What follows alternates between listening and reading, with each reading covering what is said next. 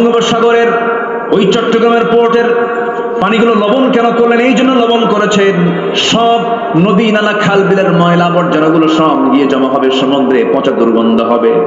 লবণটা এমন একটা জিনিস, সমস্ত দুর্গন্ধগুলো দূর করে দূষণ মুক্ত রেখে দেয় পরিবেশকে। যেরকম সুবহানাল্লাহ। তাহলে কানের যে ময়লা, এটাকে মিষ্টি না তিতা?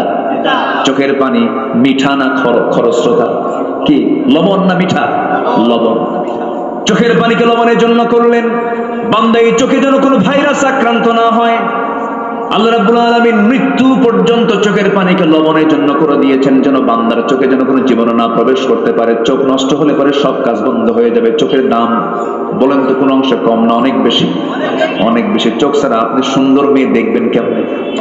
কি কথা কি বুঝতেছেন? এই যুবকরা, সুন্দর মেয়ে দেখে তো পাগলা হয়ে যাও। চোখ যদি না থাকতো তাহলে তোমার কি হতো? অতএব সুন্দর মেয়ের প্রশংসা আগে, তার চোখ যিনি বানিয়েছেন তার প্রশংসা আগে।